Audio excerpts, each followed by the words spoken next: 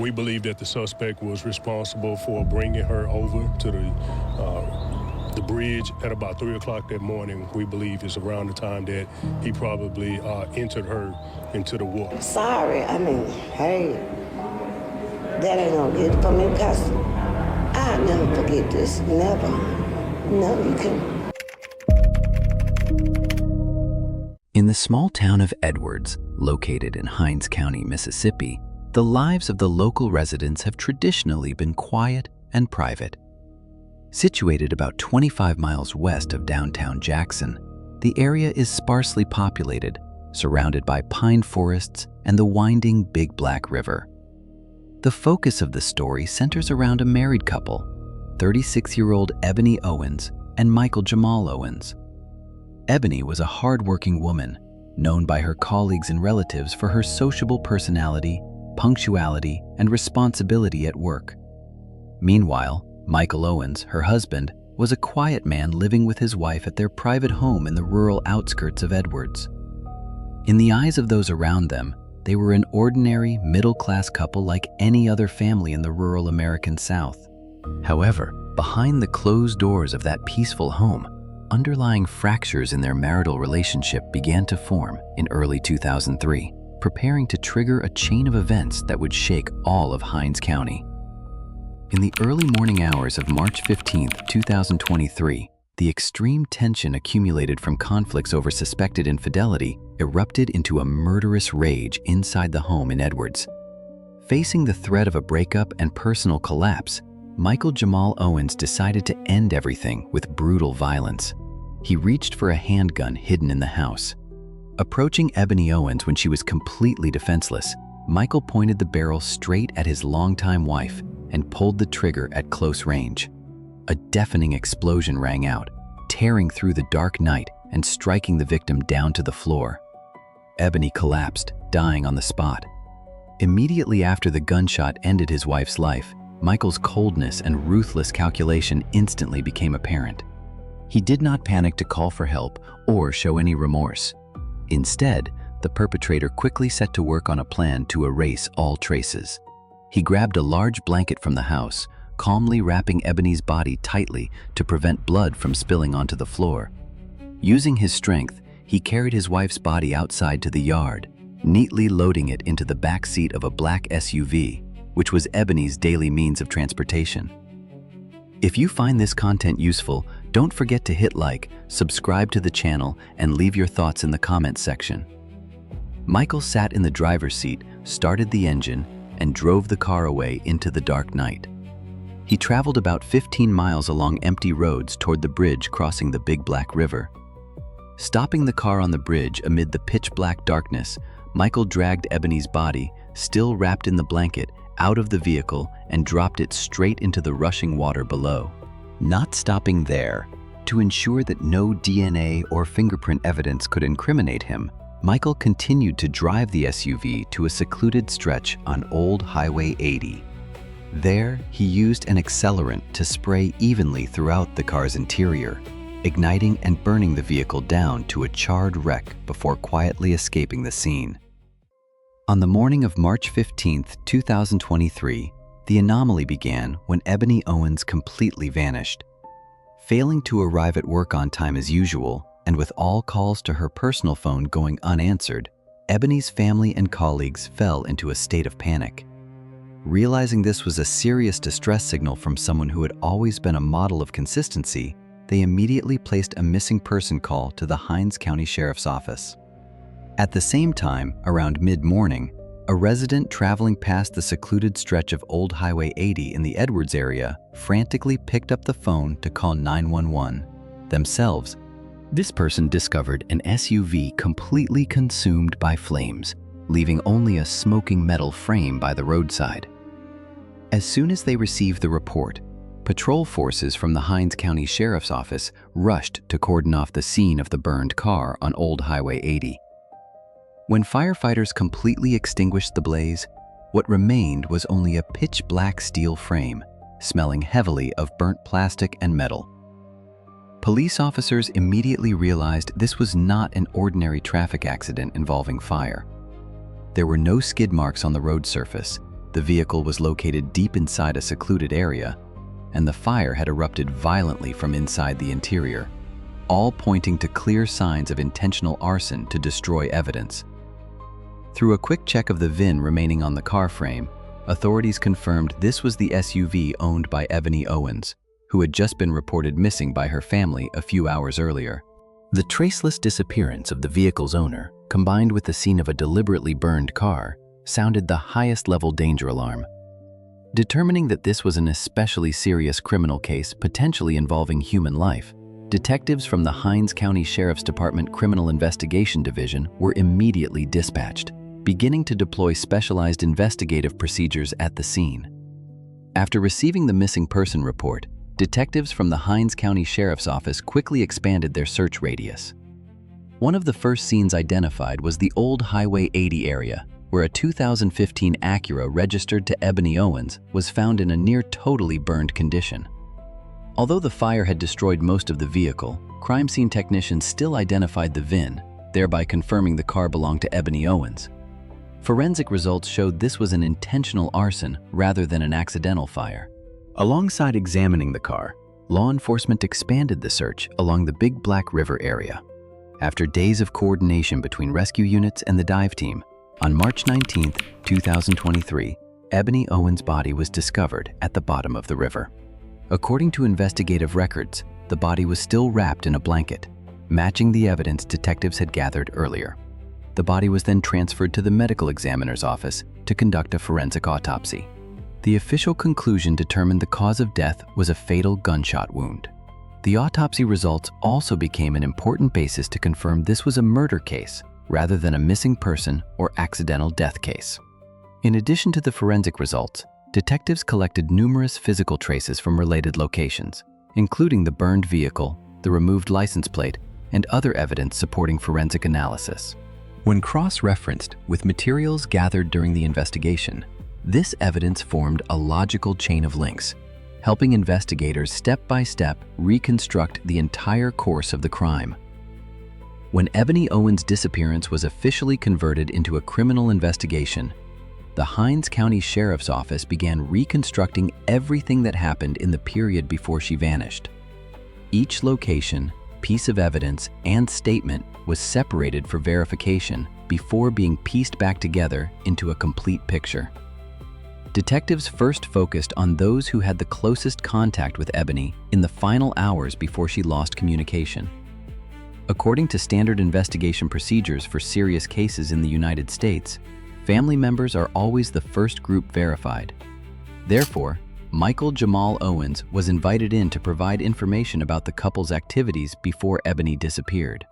While interviews took place, other investigative teams continued examining related locations. The Acura burned on Old Highway 80 was thoroughly analyzed.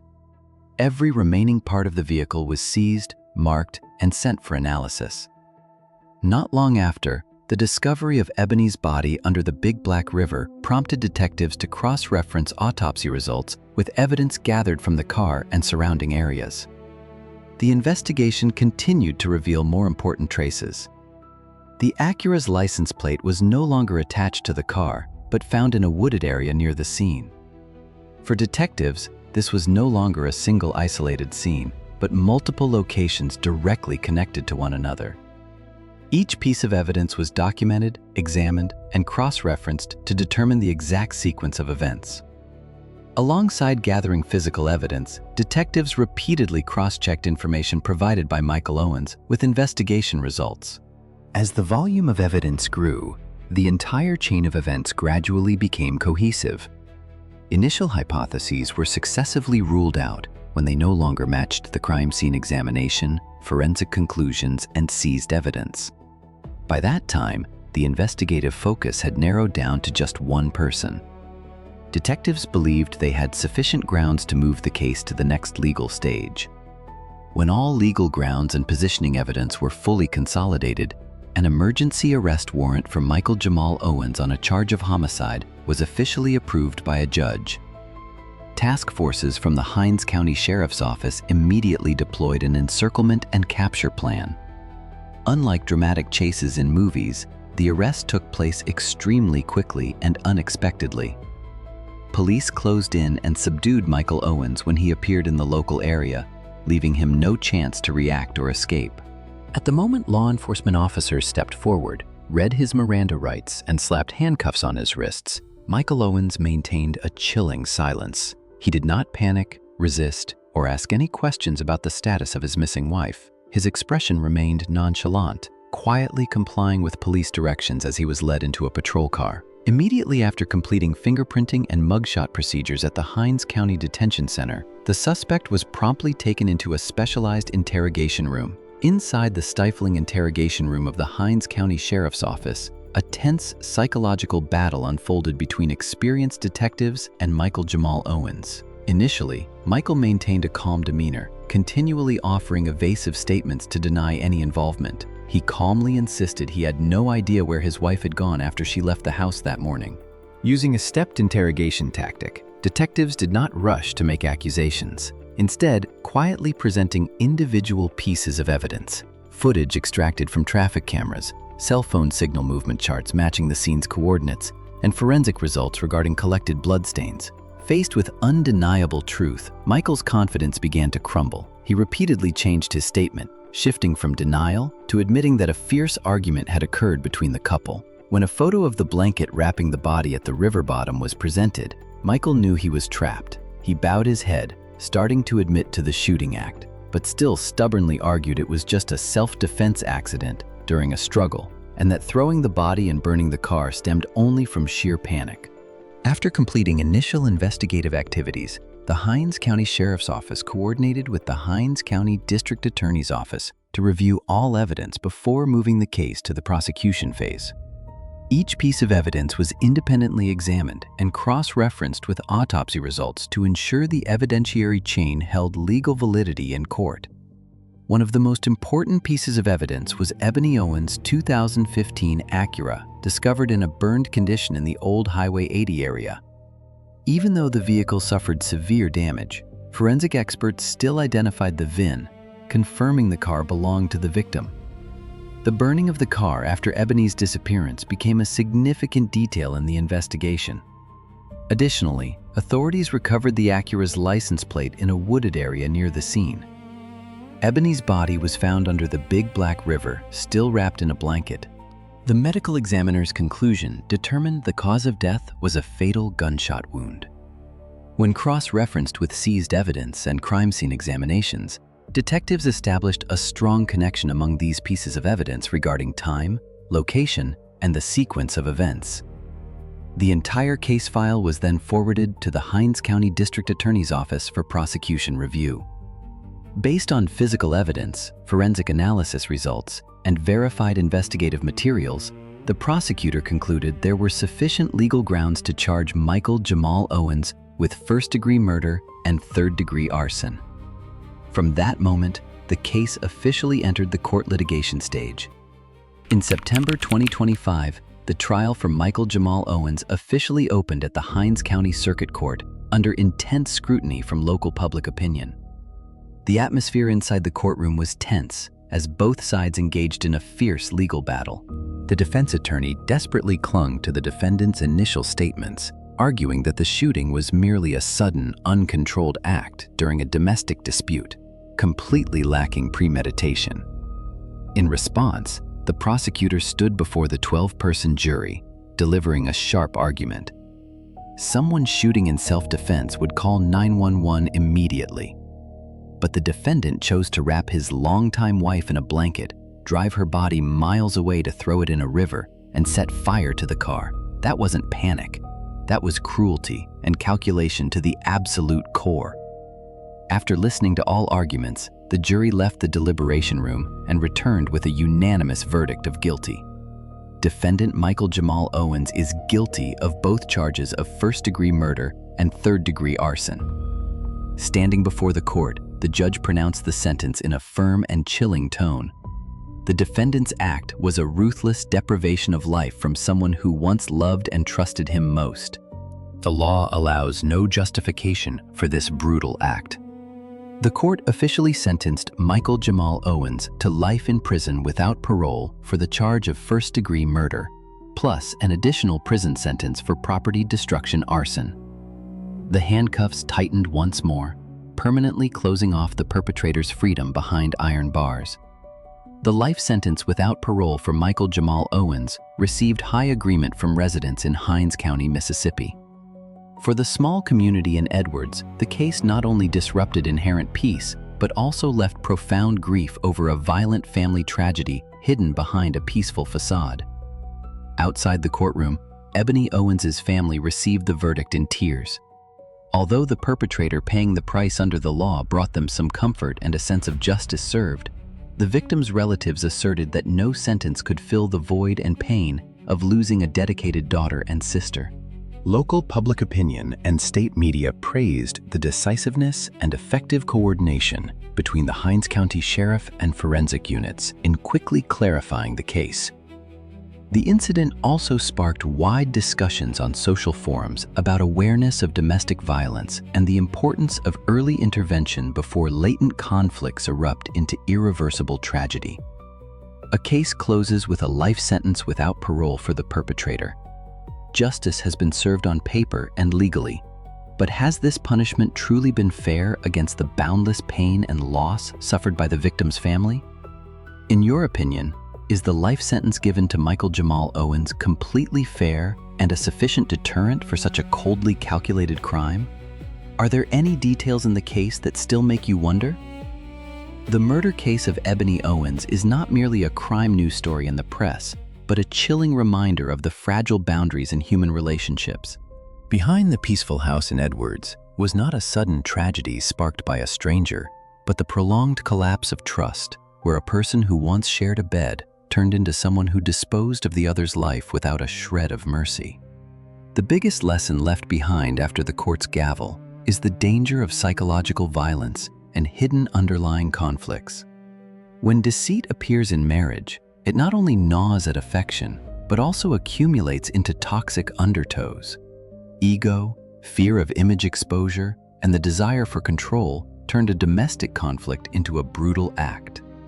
When faced with a breakdown or suspicions of infidelity, the lack of transparency and peaceful legal conflict resolution skills can push individuals into irrevocable wrong decisions. Furthermore, the perpetrator's coldness during the evidence disposal process, from wrapping the body and driving it to be thrown in the river to setting fire to the car, shows that when moral boundaries are crossed, selfish self-preservation instincts can turn an ordinary person into a ruthless calculator. But the case also affirms a harsh reality. In the era of modern technology and forensic science, no crime is perfect. Any act of intentionally destroying evidence only increases the severity of the sentence and completely closes off any chance at a new life for the perpetrator. The punishment of the law ultimately struck down, but the price paid is too high. A vibrant life at 36 years old ended forever beneath the cold river water. A family bears an unhealing wound, and the perpetrator spends the rest of his life behind iron bars. The case serves as a painful low note, forcing each of us to look back at how we treat truth, responsibility, and those around us before it's too late. Thank you for taking the time to watch the entire video. If you found the content useful, don't forget to hit like, subscribe to the channel, and leave your thoughts in the comments section. Your support is the motivation for me to continue bringing more true crime cases and thoroughly verified stories. Thank you, and see you again in the next video.